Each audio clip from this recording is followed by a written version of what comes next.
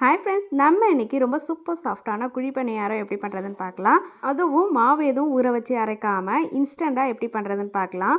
ரொம்ப சாஃப்டாக சூப்பராக இருக்கும் சாப்பிட்றதுக்கு. அதுக்கு ஃபஸ்ட்லாம் 2 முட்டை எடுத்திருக்கேன். அதை ஒரு பவுலுக்கு மாற்றிக்கலாம். 2லேருந்து 3 முட்டை வரைக்கும் கூட சேர்க்கலாம். ரொம்ப சாஃப்டாக இருக்கும் முட்டை அதிகமாக சேர்க்குறப்போ. கூடவே கொஞ்சமாக உப்பு சேர்த்துட்டு முட்டையை ஃபஸ்ட்டு நம்ம பீட் பண்ணி எடுத்துக்கலாம். இது போனால் ஒரு நிமிஷத்துக்கு லைட்டாக பீட் பண்ணி எடுத்துக்கோங்க. ஒரு ஸ்பூன் அப்படி இல்லைனா விஸ்க் யூஸ் பண்ணிவிட்டு அப்புறமா இதில் 1 கப் ரவை சேர்த்துக்கோங்க. ரவை வறுத்த ரவை, வறுக்காத ரவை எது வேண்டாலும் யூஸ் பண்ணிக்கலாம். கூடவே 1 கப் மைதா. மைதாவுக்கு பதிலாக கோதுமை கூட யூஸ் பண்ணலாம். ஆனால் மைதா சேர்க்குறப்போ டேஸ்ட் ரொம்ப சூப்பராக இருக்கும். அப்புறமா இனிப்புக்கு நான் ஒரு 3/4 கப் போல் சர்க்கரை சேர்த்துருக்கேன்.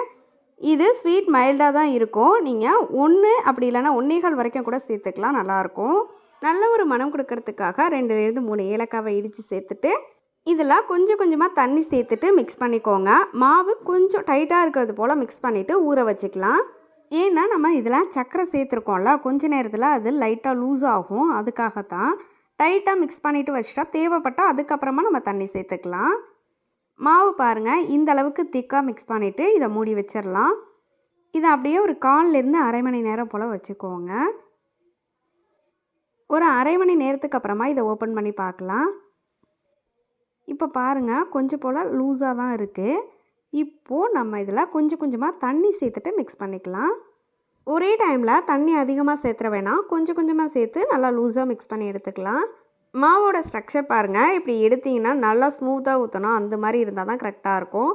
இதில் நான் கொஞ்சமாக ஆப்ப சோடா சேர்த்துருக்கேன். இது ஆப்ஷனல் தான். இது சேர்த்தா நல்லா ஃப்ளஃபியாக நமக்கு கிடைக்கும். அதுக்காக தான் சேர்த்துருக்கேன். அவ்வளோதான், நம்மளோட பணியார மாவு ரெடியாக இருக்குது. பணியாரக்கல் நல்லா சூடானதும் கொஞ்சமாக எண்ணெய் சேர்த்துக்கலாம். இப்போது நம்ம பணியாரெல்லாம் அழகாக ஊற்றிக்கலாம்.